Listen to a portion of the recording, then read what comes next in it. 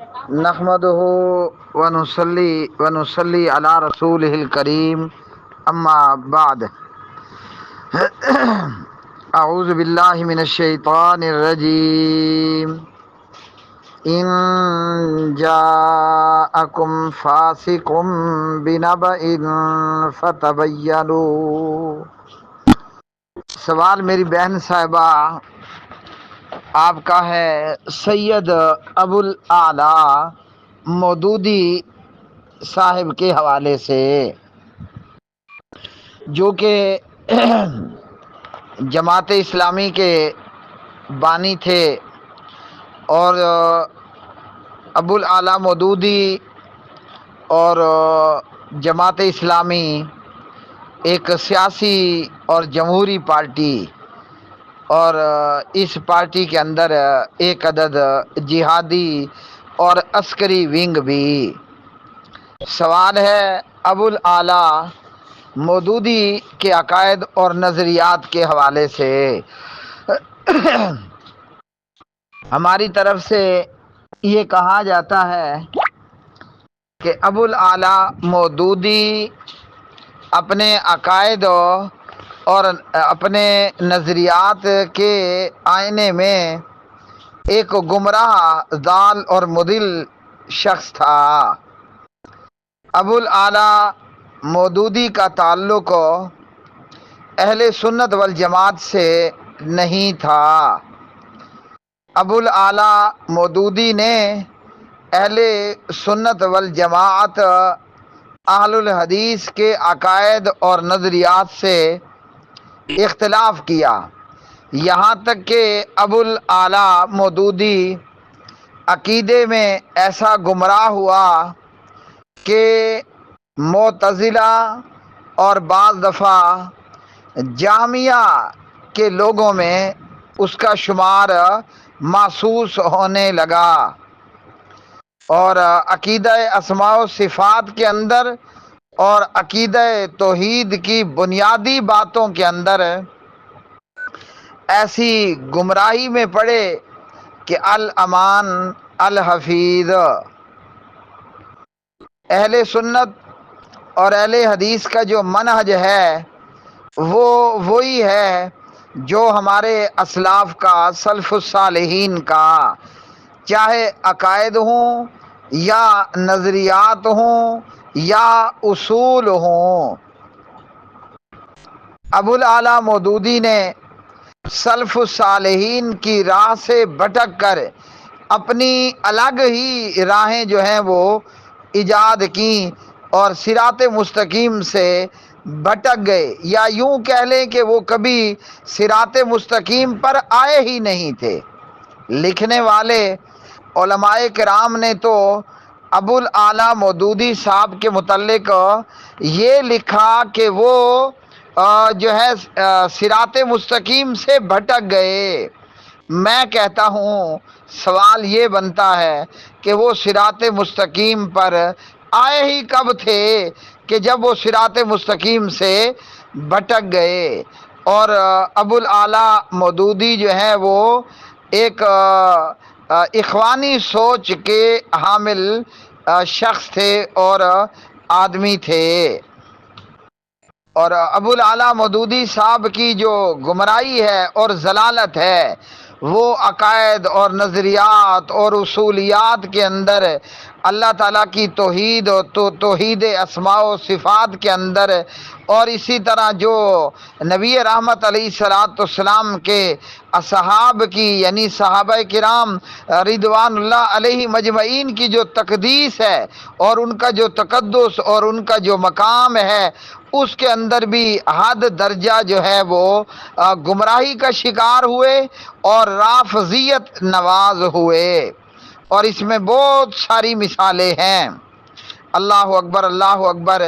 اور اس بات پر جو ہے وہ شاہد مولانا کہہ لیں کہ ابو الاعلیٰ مودودی صاحب کی تفسیر تفہیم القرآن ہے، اور اسی طرح جو ہے وہ ابو الاعلیٰ مودودی کا لکھا ہوا دیگر جو لٹریچر ہے اور ان کی لکھی ہوئی جو کتابیں ہیں وہ اس بات پر پوری طرح شاہد اور گواہ ہیں۔ اللہ اکبر، اللہ اکبر۔ اللہ ذوالجلال کے اسماء و صفات کے تعلق سے اگر ہم ابو الاعلیٰ مودودی کی تفسیر تفہیم القرآن کو دیکھتے ہیں تو مولانا مودودی جو ہے وہ اپنی تفسیر تفہیم القرآن کے اندر الرحمن الرحیم کی جب تفسیر لکھتے ہیں تو لکھتے ہیں کہ یہ اس کی مثال ایسے ہے جیسے ہم کسی شخص کی فیاضی کے بیان میں سخی کا ورڈ یوز کرتے ہیں اور پھر ہم اس پر لفظ داتا کا اضافہ کر دیتے ہیں، اور اسی طرح کہتے ہیں کہ جب ہم رنگ و روپ میں کسی کی تعریف کرتے ہیں تو کہتے ہیں کہ یہ گورا ہے، اور پھر جب لفظ گورے کو کافی نہیں سمجھتے تو اس پر لفظ چٹا یعنی چٹے کا ورڈ یوز کر لیتے ہیں، یعنی گورا چٹا۔ ایک تو ہوتا ہے نا کہ گورا اس کا رنگ وائٹ کلر ہے، اور ایک ہے کہ گورا چٹا یعنی بہت زیادہ جو ہے وہ گورا ہے، خوبصورت ہے اور وائٹ کلر ہے۔ اور پھر کہتے ہیں کہ جب ہم کسی کے لمبے قد کا بیان کرتے ہیں تو اس پر لفظ لمبا استعمال کرتے ہیں، یعنی لمبے کا ورڈ یوز کرتے ہیں، اور جب اس لفظ کو ہم کافی نہیں سمجھتے تو اس پر ہم تڑنگا ورڈ یوز کرتے ہیں، لمبا تڑنگا۔ انا للہ و انا الیہ راجعون۔ یہ جہالت کی نہایت بدترین مثال ہے۔ اللہ اکبر، اللہ اکبر۔ جہالت کی بدترین مثال ہے۔ میں کہتا ہوں کہ شاید اس طرح کی جہالت کا یوں اظہار اعلیٰ حضرت امام احمد رضا خان صاحب نے بھی نہیں کیا ہوگا۔ لا حول ولا قوت الا باللہ العلی العظیم۔ یہ اللہ ذوالجلال کی صفات کی تفسیر بیان کی جا رہی ہے، الرحمن الرحیم۔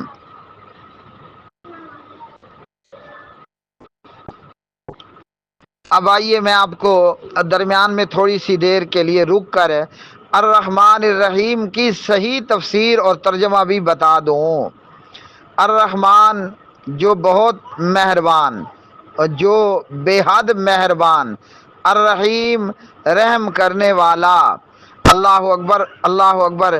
اللہ تعالیٰ کے یہ دونوں صفاتی نام رحمہ سے ہیں اور دونوں میں مبالغہ ہے، اور رحمان کے معنی میں رحیم کی نسبت زیادہ مبالغہ پایا جاتا ہے، کیونکہ رحمان کے اندر رحیم کے مقابلے میں ایک حرف جو ہے وہ زائد ہے، اور یہ ایک اصول اور قاعدہ اور کلیہ ہے۔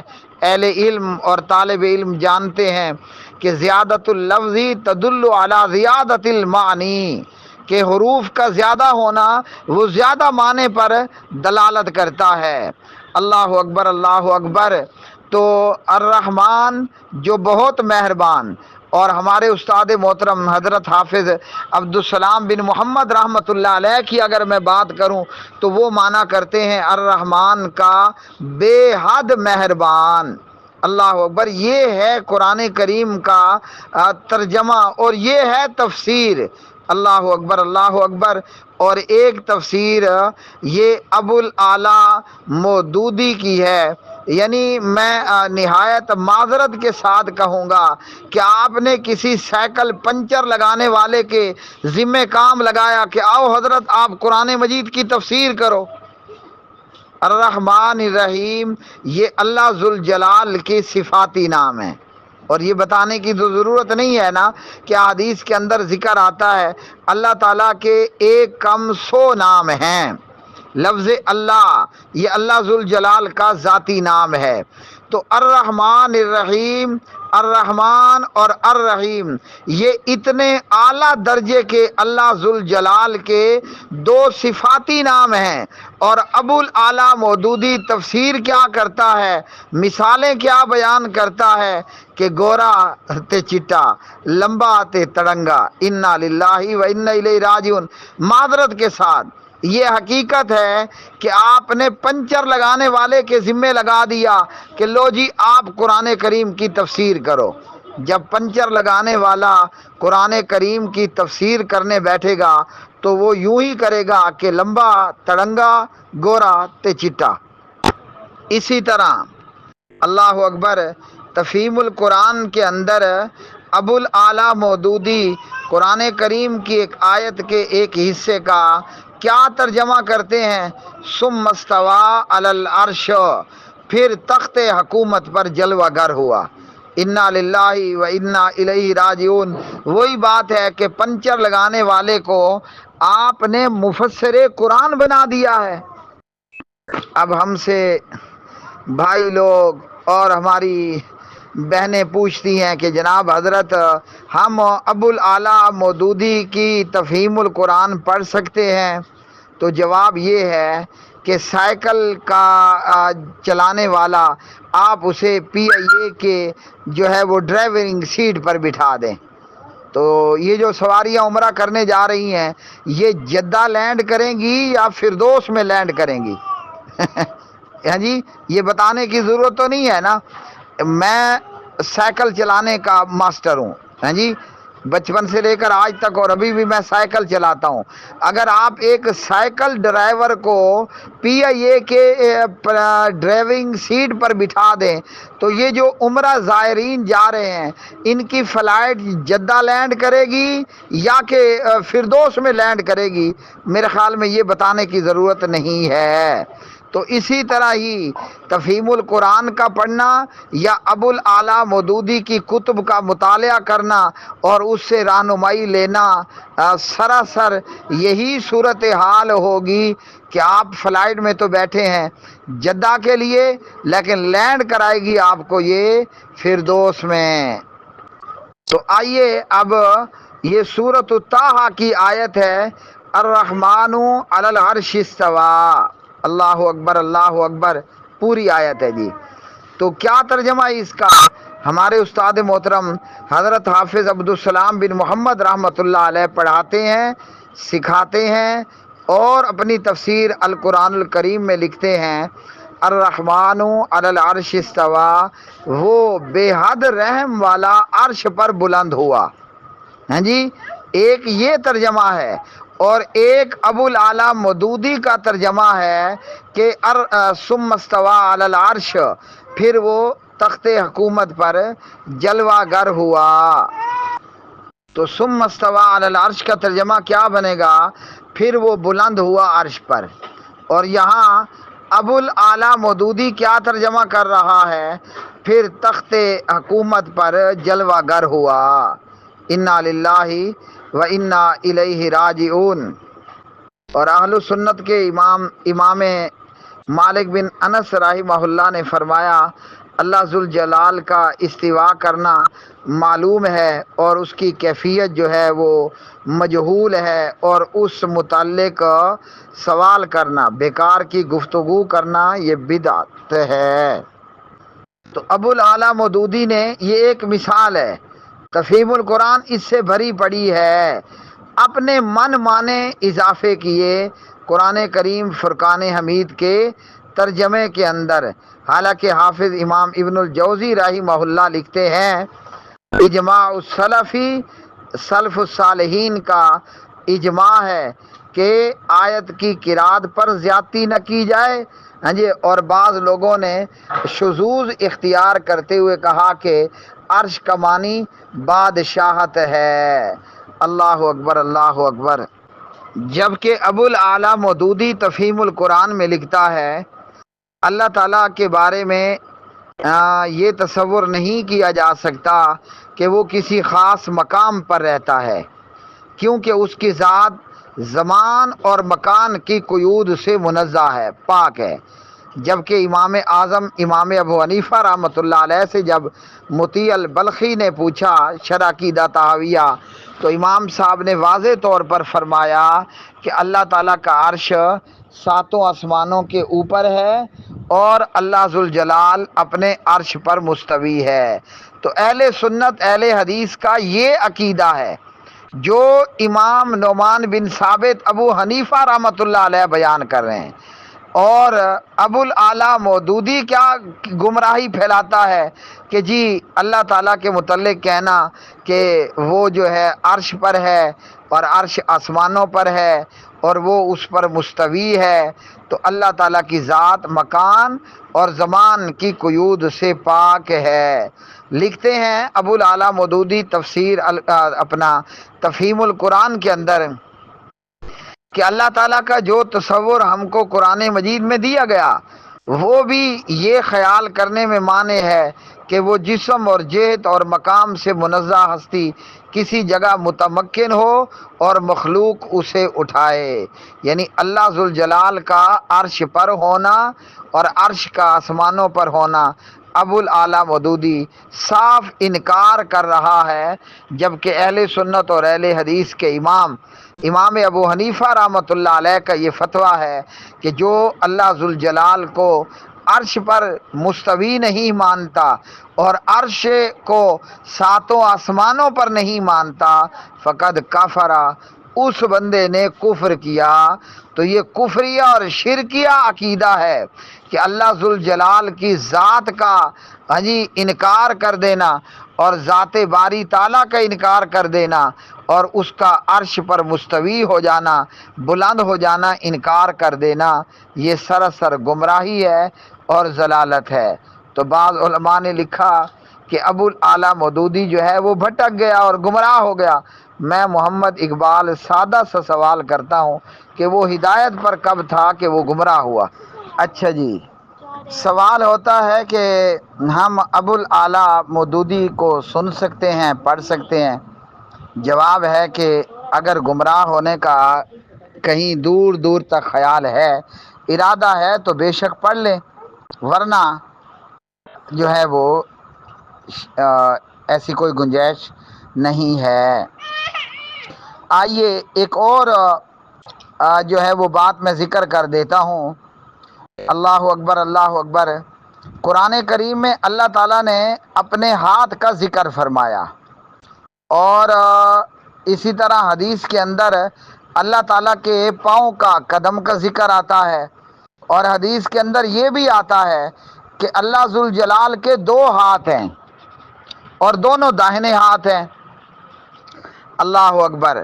اور اہل سنت اور جہمیہ کے مابین بھی یہ مسئلہ رہا کہ اہل سنت کا ماننا یہ ہے کہ اللہ سبحانہ و تعالیٰ کا ہاتھ بھی ہے، اللہ تعالیٰ کا چہرہ بھی ہے، اور اللہ تعالیٰ کی ساق پنڈلی بھی ہے، اور اللہ ذوالجلال کی جو دیگر صفات کتاب و سنت میں آئیں، اہل سنت اہل حدیث ان صفات کو ہو بہو اسی طرح تسلیم کرتے ہیں بغیر کسی تعویل اور تحریف کے۔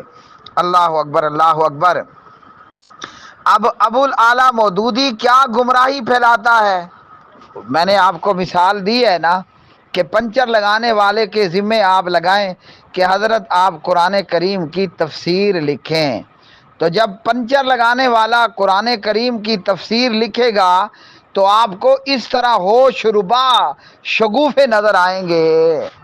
ابو الاعلیٰ مودودی تفہیم القرآن میں ایک مقام پر لکھتا ہے اللہ سبحانہ و تعالیٰ نے قرآن کریم میں سورۃ الفتح کے اندر فرمایا ید اللہ فوق ایدیہم، تو ابو الاعلیٰ مودودی لکھتا ہے کہ اس کے ہاتھ میں اقتدار ہونے کا مطلب یہ نہیں کہ وہ جسمانی ہاتھ رکھتا ہے، مطلب یہ ہے کہ ابو الاعلیٰ مودودی اللہ تعالیٰ کے ہاتھ کا انکار کر رہا ہے، تو یہ اللہ کی صفت کا انکار ہے۔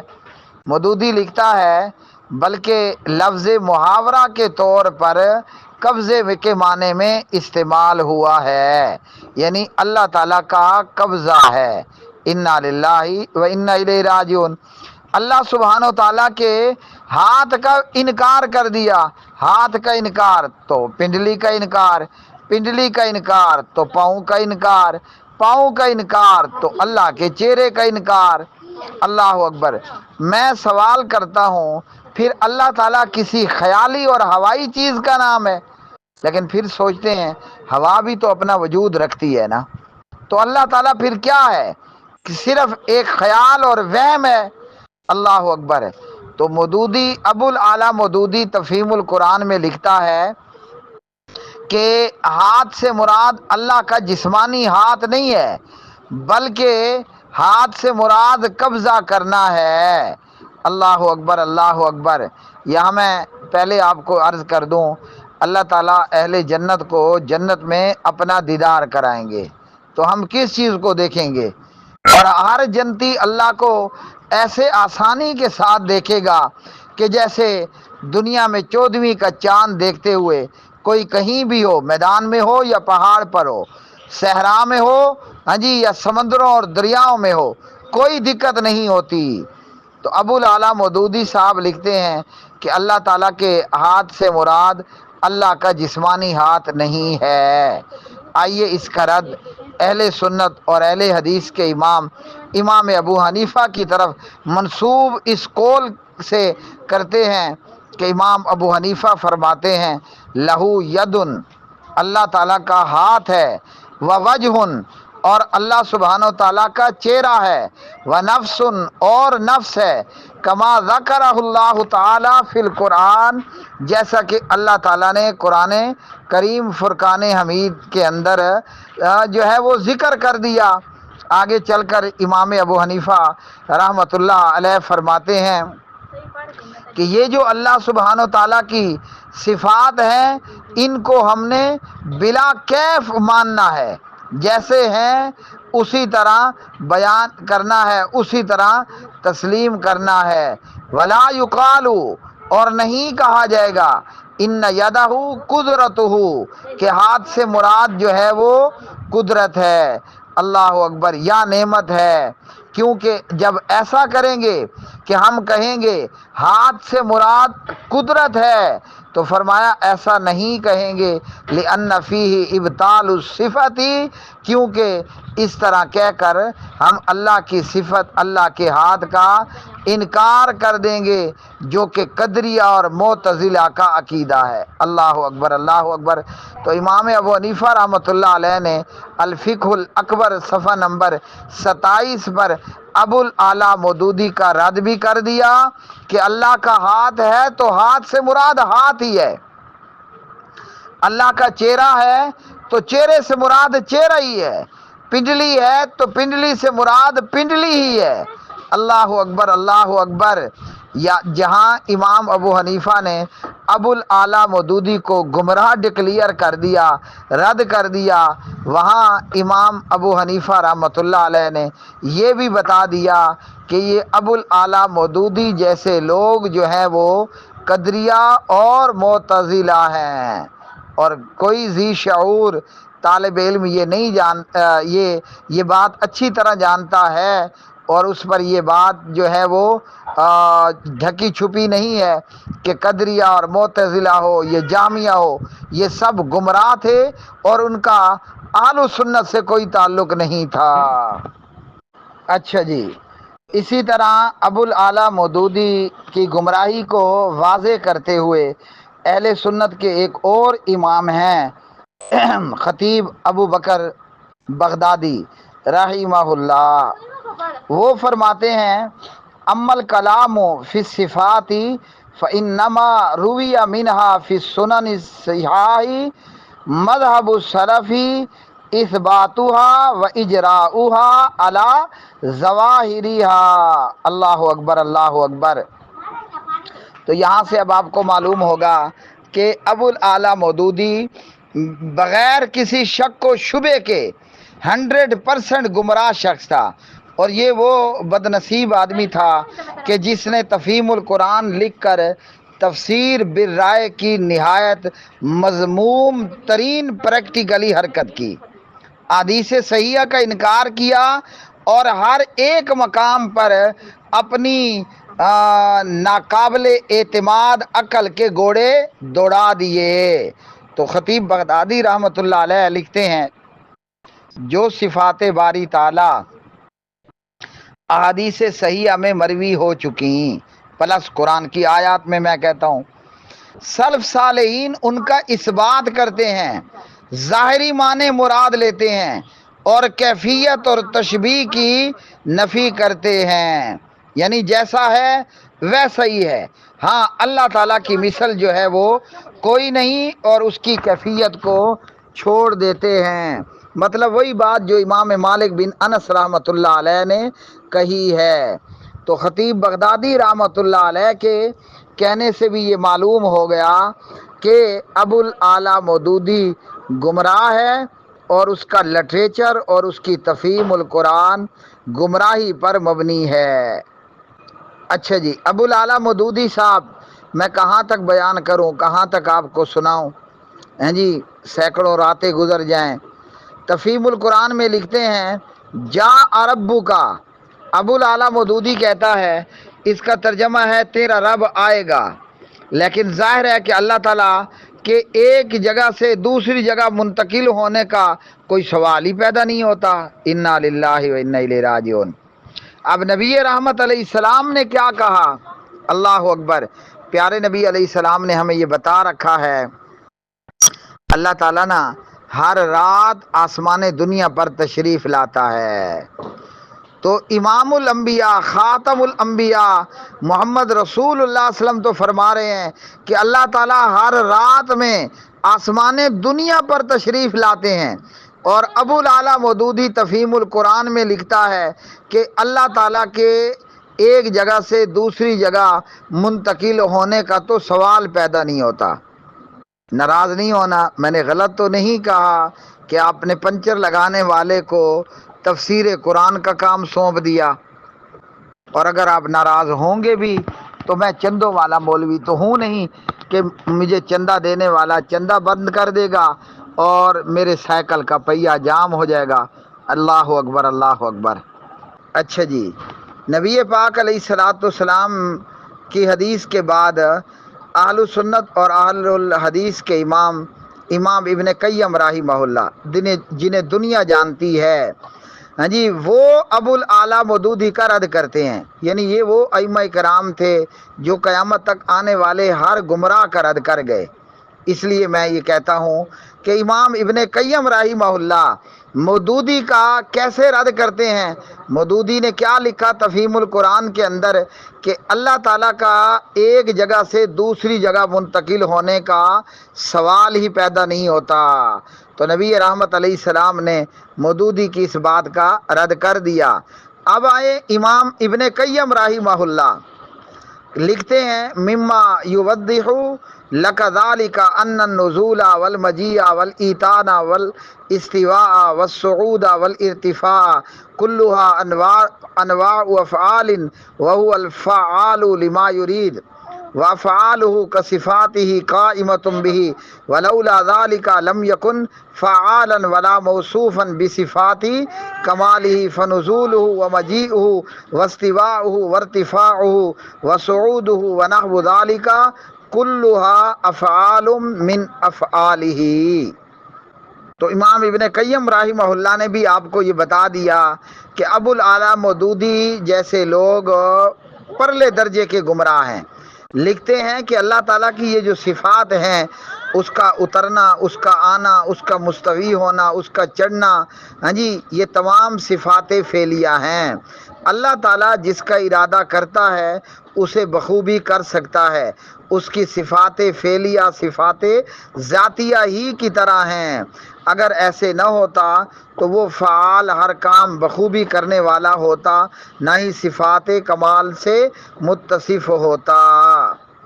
اور اللہ تعالیٰ کی یہ جو صفات ہیں یہ دوسری صفات اس کے افعال میں سے افعال ہیں۔ اللہ اکبر۔ تو پیارے نبی علیہ السلام کی حدیث نے بھی ابو الاعلیٰ مودودی کا رد کر دیا۔ امام اعظم ابو حنیفہ نے بھی، امام ابن قیم نے بھی، امام ابن جوزی نے بھی، امام خطیب بغدادی نے بھی آپ کو یہ بتا دیا کہ ابو الاعلیٰ مودودی گمراہ ہے۔ معذرت کے ساتھ، برا لگے تو آپ کی اپنے قسمت، اچھا لگے تو آپ کی اپنی قسمت۔ پنچر لگانے والے کے حوالے کیا گیا ہے جی کہ آپ قرآن پاک کی تفسیر لکھو، انا للہ و انا الیہ راجعون۔ اور لکھتے ہیں امام ابن قیم اللہ اکبر کے ھذا النزول الی الارض یوم القیامۃ قد تواترت بہ الاحادیث والآثار ودل علیہ القرآن صریحا۔ اللہ تعالیٰ کا قیامت کے دن زمین کی طرف نزول کرنا، اور یہ جو ہے احادیث سے اور آثار صحابہ سے تواتر کے ساتھ ثابت ہے، اور قرآن کریم بھی اسی پر دلالت کرتا ہے۔ اچھا جی، اسی طرح ایک مسلک دیوبند میں سے نامی گرامی حضرت ہیں مولانا سرفراز خان صفدر صاحب، وہ کہتے ہیں کہ ابو الاعلیٰ مودودی انسان کی روح کو صفات الہیہ کا عکس قرار دیتے ہیں۔ ہاں جی، وہ لکھتے ہیں کہ یہ وحدت الوجود عقیدہ ہے۔ ہاں جی، اور اس سے یہ معلوم ہوا کہ انسان کے اندر جو روح پھونکی گئی ہے وہ دراصل صفات الہی کا ایک عکس ہے، یعنی یہ عقیدہ وحدت الوجود کے مرض کا اور بیماری کا بھی شکار تھے۔ اچھا جی پیارے بھائیوں اور میری بہنوں، آپ لوگ پوچھتے ہیں کہ ہم ابو الاعلیٰ مودودی کا لٹریچر پڑھ سکتے ہیں، تو جواب کیا دیا ہے آپ کو کہ ابو الاعلیٰ مودودی کا لٹریچر پڑھنا اور اس سے رہنمائی لینا یہ سراسر ہلاکت اور بربادی کا راستہ ہے۔ اب عقیدے کے باب سے ہٹ کر ابو الاعلیٰ مودودی اپنی کتاب الجہاد فی الاسلام صفحہ نمبر 174 پر لکھتے ہیں۔ ابو الاعلیٰ مودودی کیا لکھتا ہے؟ لکھتا ہے کہ جب واعظ و تلقین کی ناکامی کے بعد داعی اسلام نے ہاتھ میں تلوار لی۔ سب پڑھو انا للہ و انا الیہ راجعون۔ یہ ابو الاعلیٰ مودودی امام الانبیاء خاتم الانبیاء محمد رسول اللہ صلی اللہ علیہ وسلم کے متعلق لکھ رہا ہے کہ واعظ و تلقین کے بعد، یعنی واعظ اور نصیحت اور تبلیغ دین کی ناکامی کے بعد، اب کون بدبخت ترین وہ شخص ہوگا جو کہے کہ نبی پاک علیہ الصلوۃ والسلام تبلیغ دین کے اندر ناکام ہو گئے۔ ناکامی اسے کہتے ہیں کہ اللہ اکبر، عورتوں میں سیدہ ختیجہ رضی اللہ تعالی عنہ ایمان لے آتی ہیں، کم عمر لڑکوں اور بچوں میں حضرت امام علی المرتضیٰ رضی اللہ عنہ ایمان لے آتے ہیں، اور جوان لوگوں میں حضرت ابو بکر ایمان لے آتے ہیں، اور عمر بن خطاب جیسے لوگ ایمان لے آتے ہیں۔ یہ نبی رحمت علیہ السلام کی تبلیغ دین تھی کہ پہلے ہی جملے پر ادھر حضور نبی کریم علیہ السلام نے دعوت دی اور ادھر جو ہے وہ ابو بکر نے کلمہ پڑھ لیا۔ یہ پیارے نبی علیہ الصلوۃ والسلام کا مکہ کے گھر گھر پر ڈور ٹو ڈور جا کر تبلیغ دین کا کام ہی تھا کہ اللہ اکبر، وہ عمر جو ننگی تلوار لیے مسلمانوں کا کلا کما اور پیغمبر اسلام محمد رسول اللہ صلی اللہ علیہ وسلم کی جان لینا چاہتے تھے، وہ کلمہ پڑھ کر مشرف بھائی اسلام ہو گئے۔ تو کون بدبخت ہے وہ کہے گا کہ نبی پاک علیہ السلام نے تبلیغ دین کی ناکامی کے بعد، واعظ و تلقین کی ناکامی کے بعد داعی اسلام نے ہاتھ میں تلوار لے لی۔ اللہ اکبر۔ اگر تبلیغ دین پر نعوذ باللہ نبی پاک علیہ السلام ناکام ہوئے تھے تو یہ بدر میں 313 صحابہ کرام کیا کوئی خلائی مخلوق تھی؟ چاند سے اتری ہوئی مخلوق تھی یا مریخ سے اتری ہوئی مخلوق تھی یا سورج سیارے سے آئی ہوئی مخلوق تھی؟ یہ پیارے نبی علیہ السلام کی تبلیغ دین تھی کہ حضور اپنی 313 کی جماعت لے کر بدر کے مارکے میں لڑنے کے لیے کھڑے ہو گئے۔ اللہ اکبر، اللہ اکبر۔ اور یہ نبی پاک علیہ السلام کی تبلیغ تھی لوگوں، ہیں جی، کہ ان 313 بندوں کو نبی پاک علیہ السلام نے ایسی بہترین مینوفیکچرنگ کی، اللہ اکبر، کہ یہ اپنے سے کئی گنا بڑے لشکر 950 ہزار کے لشکر جرار سے لڑ پڑے۔ اور یہ پیارے نبی علیہ السلام کی ہی تبلیغ دین تھی کہ ان 313 کے ہاتھ میں، اکثر کے ہاتھ میں جو ہے وہ کھجور کی چھڑیاں اور ٹہنیاں ہیں۔ اللہ اکبر، اللہ اکبر۔ تلوار ہے تو نیام نہیں ہے، نیام ہے تو تلوار نہیں ہے، ہیں جی، اللہ اکبر۔ تلوار ہے تو گھوڑا نہیں ہے، جنگ ایسے لڑی جاتی ہے۔ یہ فقط جناب محمد الرسول اللہ صلی اللہ علیہ وسلم کی تبلیغ دین تھی کہ اللہ کے پاک نبی علیہ السلام نے ان 313 کی ایسی تربیت کی، اللہ اکبر، اللہ اکبر، کہ انہوں نے نہ تو اس بات کی چنتا کی کہ بیویاں ہماری بیوہ ہو جائیں گی، کوئی اور شادی کر لے گا، بچے ہمارے جو ہیں وہ یتیم ہو جائیں گے، اللہ اکبر۔ دنیا کی ہر فکر کو ان 313 کی جماعت نے جوتے کی نوک پر رکھا اور اپنے سے کئی گنا بڑے لشکر کے ساتھ ٹکرا گئے۔ تو ابو الاعلیٰ مودودی اپنی کتاب الجہاد فی الاسلام صفحہ نمبر 174 پر لکھتا ہے کہ واضح و تلقین کی ناکامی کے بعد داعی اسلام یعنی نبی پاک علیہ السلام نے ہاتھ میں تلوار لے لی۔ اللہ اکبر، اللہ اکبر۔ نبی پاک علیہ السلام نہ تو جہاد میں ناکام ہوئے، نہ تبلیغ میں ناکام ہوئے۔ تلوار تب لی اپنے ہاتھ میں جب اللہ عرش والے نے اجازت عطا فرما دی، کہہ کر کہ فقاتل فی سبیل اللہ، اب تلوار اٹھاؤ، اب اللہ کی راہ میں لڑائی لڑو۔ تو کیا خیال ہے، اب اس کے بعد بھی ابو الاعلیٰ مودودی کا لٹریچر پڑھنا پسند کرو گے کہ جو محمد الرسول اللہ صلی اللہ علیہ وسلم کو ناکام بتا رہے ہیں؟ انا للہ و انا الیہ راجعون۔ کوئی مسلمان ہاں جی کسی سپنے میں بھی یہ بات نہیں سوچ سکتا کہ پیارے نبی علیہ السلام ناکام ہو گئے۔ کجا یہ کہ بندہ اپنے ہوش و حواس میں خاتم الانبیاء محمد رسول اللہ صلی اللہ علیہ وسلم کو ناکام لکھے۔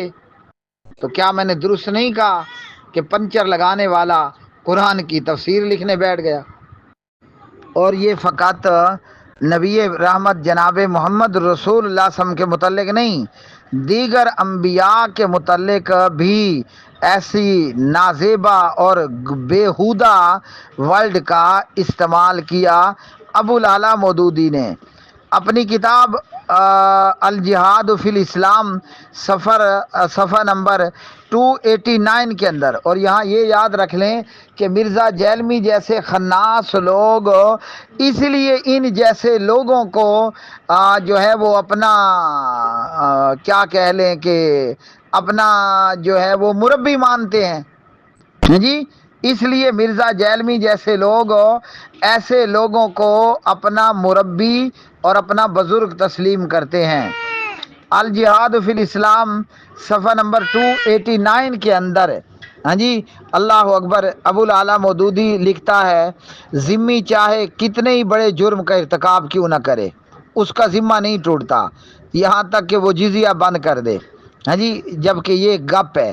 اور ذمہ چاہے مسلمان کو قتل کر دے، ذمہ چاہے نبی پاک علیہ السلام کی گستاخی کر دے، ذمہ چاہے جو ہے وہ کسی مسلمان عورت کی ابرو ریزی کر لے، اس کا ذمہ نہیں ٹوٹتا، حالانکہ اللہ اکبر نبی رحمت علیہ السلام کی یہ شریعت نہیں ہے۔ اللہ اکبر، اللہ اکبر۔ جزیہ نہیں دے گا تو اس کی جان کے درپے ہوا جائے گا، قتل کرے گا تو اس کو قتل کیا جائے گا، نبی پاک علیہ السلام کی گستاخی ہاں جی اللہ اکبر آنن فانن اس کی گردن اس کے تن سے جدا کر دی جائے گی۔ اب دیکھیے پیارے نبی علیہ السلام کی عصمت اور عفت پر بھی حملہ ہے، پھر پوچھتے ہو کہ حضرت ہم ابو الاعلیٰ مودودی کا لٹریچر پڑھ سکتے ہیں؟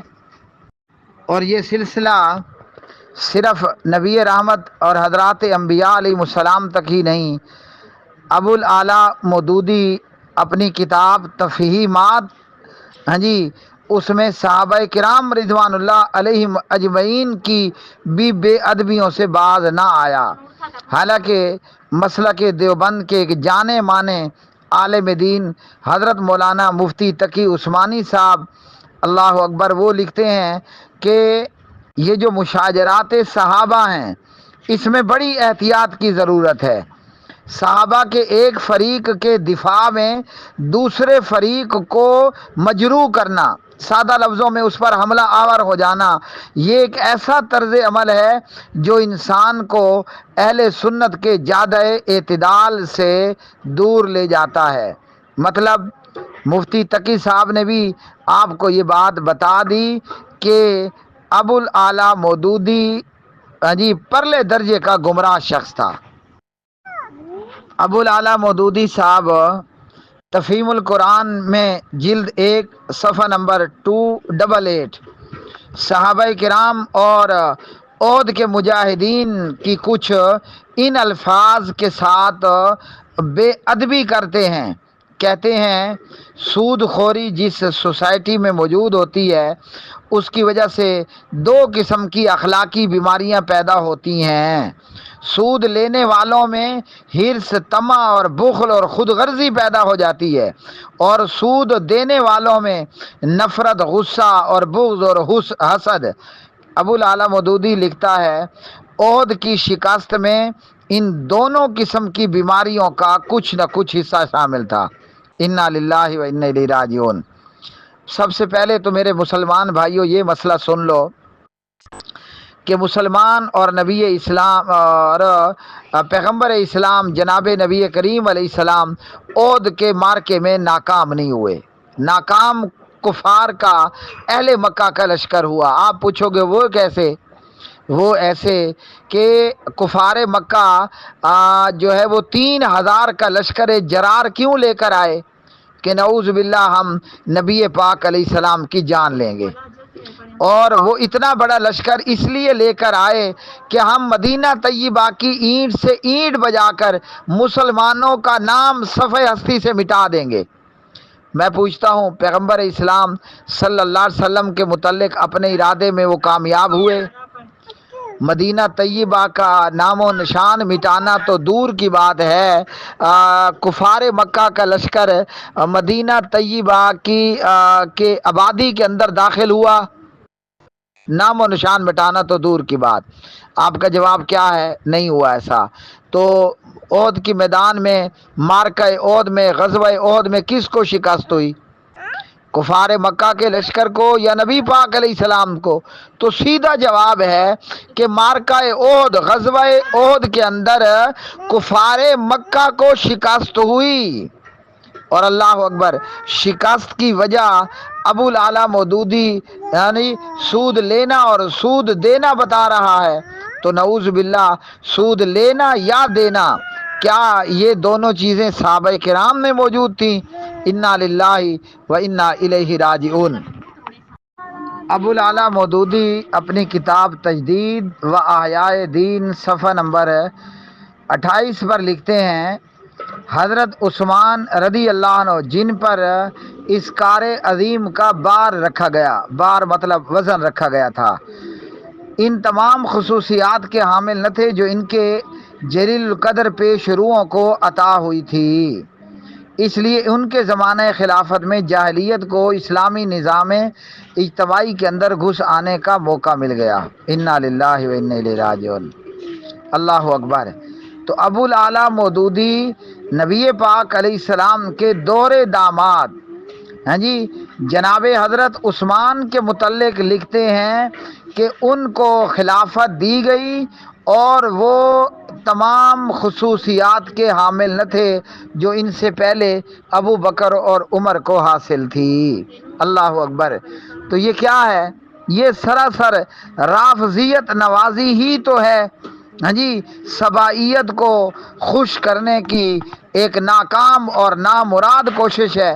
تو اب ایسے شخص کا لٹریچر پڑھنا خود فیصلہ کرو کہ گمراہی کا باعث ہے یا ہدایت کا باعث ہے۔ اچھا جی، ابو الاعلیٰ مودودی اپنی کتاب خلافت و ملوکیت کے اندر صفحہ نمبر 106 پر حضرت عثمان رضی اللہ تعالی عنہ پر بہتان بازیاں کر رہا ہے۔ ابو الاعلیٰ مودودی لکھتا ہے حضرت عثمان جب جانشین ہوئے یعنی خلیفہ بنے تو رفتہ رفتہ انہوں نے پے در پہ اپنے رشتہ داروں کو بڑے بڑے عہدے دینا شروع کر دیے اور ایسی رعایتیں کیں جو عام طور پر لوگوں میں ہدف اعتراض بن کر کے رہیں۔ یہی اعتراض سبائیوں کا تھا اور سبائیوں کا اعتراض ابو الاعلیٰ مودودی نے اللہ اکبر وہ کر دیا۔ جبکہ آئیے اب ابو الاعلیٰ مودودی کا رد امام یحییٰ بن معین سے کرتے ہیں رحمہ اللہ تعالی۔ تاریخ ابن معین کے اندر وہ لکھتے ہیں، کون؟ امام یحییٰ بن معین رحمہ اللہ، بہت بڑے امام گزرے ہیں۔ پوچھتے ہو نا، لوگوں سوال کرتے ہو کہ ابو الاعلیٰ مودودی کا لٹریچر پڑھ سکتے ہیں، تو آپ کو اہل سنت اور اہل حدیث کے امام یحییٰ بن معین بتائیں گے کہ مودودی تو پرلے درجے کا گمراہ ہے۔ لکھتے ہیں کہ کل من یشتم عثمان او طلحہ او احدم من اصحاب النبی صلی اللہ علیہ وسلم دجال لا یکتب عنہ وعلیہ لعنت اللہ والملائکۃ والناس اجمعین۔ کیا لکھا؟ جو بندہ حضرت عثمان کو گالی دے، جو بندہ حضرت طلحہ کو گالی دے یا کسی بھی صحابی رسول کو گالی دے اور برا بھلا کہے، وہ شخص دجال ہے۔ نہ تو اس سے حدیث لکھی جائے، ایسے بندے پر اللہ کی لعنت، فرشتوں کی لعنت اور تمام لوگوں کی لعنت۔ تو ابو الاعلیٰ مودودی کیا لکھتا ہے کہ حضرت عثمان وہ تمام خصوصیات نہیں رکھتے تھے کہ جو ان سے پہلے کے خلفاء کو حاصل تھی۔ سادہ لفظوں کے اندر عثمان خلافت کا حقدار نہیں تھا۔ اور ابو الاعلیٰ مودودی کیا لکھتا ہے اپنی کتاب خلافت و ملوکیت کے اندر کہ عثمان وہ ابو بکر و عمر کی پالیسی سے ہٹتے گئے اور اپنے رشتہ داروں کو نوازتے گئے۔ انا للہ و انا الیہ راجعون۔ یہ کیا ہے؟ یہ نبی پاک علیہ السلام کے دوہرے داماد اللہ اکبر حضرت رقیہ اور حضرت ام کلثوم رضی اللہ تعالی عنہما کے تاجدار کی سراسر برائی ہی تو ہے۔ پیارے بھائیوں، حالانکہ حضرت عثمان رضی اللہ تعالی عنہ نے جن کو عہدے کا حقدار سمجھا انہی کو عہدہ دیا، اور حضرت عثمان نے ان کو عہدہ دیا جن کے متعلق سمجھا کہ یہ اسلام اور مسلمانوں کا اور مسلمانوں کی حکومت کا بھلا کرنے والے اور فائدہ کرنے والے ہوں گے۔ اور حق بات کبھی دشمن کے منہ سے بھی نکل جاتی ہے، اس لیے خلافت و ملوکیت کے اندر صفحہ نمبر 160 پر مودودی نے لکھا کہ عثمان نے اپنے خاندان کے جن لوگوں کو منصب دیے، اللہ اکبر، ان لوگوں نے یہ ثابت کر دیا کہ وہ اس منصب کے حقدار تھے۔ ان کے ہاتھوں سے بہت سی فتوحات ہوئیں۔ اللہ اکبر، اللہ اکبر۔ تو حضرت عثمان نے اقربا پروی کے نام پر عہدے نہیں دیے، بلکہ اسلام اور مسلمانوں کی خیر و بھلائی کو مد نظر رکھتے ہوئے جو بھی شخص اپنا یا پرایا، دور یا نزدیک کا وہ عہدے کا حقدار ہوا تو حضرت عثمان نے اسے عہدہ دیا۔ اسی طرح پیارے بھائیوں، ابو الاعلیٰ مودودی اپنی کتاب خلافت و ملوکیت کے اندر حضرت معاویہ رضی اللہ تعالی عنہ پر بھی تہمتیں باندھتے ہیں۔ کہتے ہیں کہ معاویہ کے حکم سے معاویہ کے گورنروں نے برسر منبر حضرت علی رضی اللہ تعالی عنہ کو گالم گلوچ شروع کی، حالانکہ ایسا کہیں بھی صحیح سند کے ساتھ ثابت نہیں ہے۔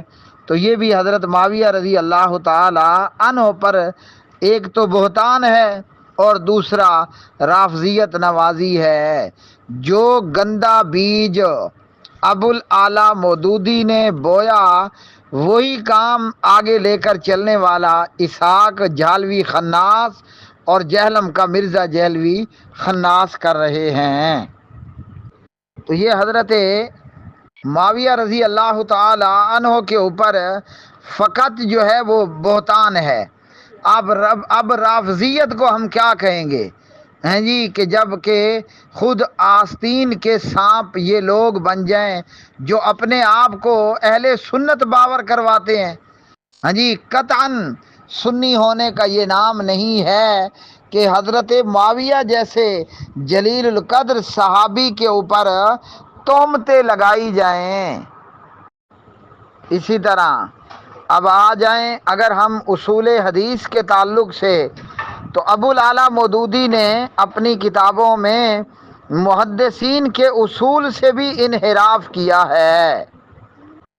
کسی حدیث کی سند اور حدیث کے روات کے متعلق گفتگو کرنا یا حکم لگانا یہ اصول محدثین کے طریقہ کار کے مطابق ہوگا، اور وہ جو ائمہ محدثین نے قرآن کریم کی آیات سے یہ اصول جو ہیں وہ لیے ہیں۔ لیکن ابوالعالی مودودی کی گمراہی دیکھیے۔ تفہیم القرآن جلد 3 صفحہ نمبر 167 کے اندر لکھتے ہیں کہ ایک گروہ روایت پرستی میں غلو کی اس حد کو پہنچ گیا کہ اسے بخاری مسلم کی راویوں کی صداقت تو عزیز ہے، مگر اس بات کا خیال نہیں کہ نبی پاک علیہ السلام پر جھوٹ جو ہے وہ عائد ہوتا ہے۔ یعنی ایک عجیب سی بات ہے۔ پنچر لگانے والا اب اس معاملے میں بھی پنجہ آزمائی کر رہا ہے۔ اللہ اکبر۔ تو روایت کا رد کرنا یا قبول کرنا وہ اصول محدثین کے مطابق ہوگا، اور میں محمد اقبال کہتا ہوں کہ ائمہ محدثین نے جو اصول لیے ہیں وہ قرآن کی آیات سے اور نبی پاک علیہ الصلاۃ والسلام کی احادیث سے۔ ابوالعالی مودودی اپنی جہالت کا اظہار کرتے ہوئے تفہیم القرآن صفحہ نمبر 200 جلد 3 کے اندر لکھتا ہے کہ روایات گو سند کے حساب سے مضبوط ہیں۔ مودودی کے الفاظ ہیں، اور یہ کہ دوسری روایات گو سندن مضبوط تر ہیں، ہاں جی، لیکن قرآن کے ظاہر کے بیان سے عدم مطابقت ان کو ضعیف بنا دیتی ہے۔ تو یہ کیا ہے؟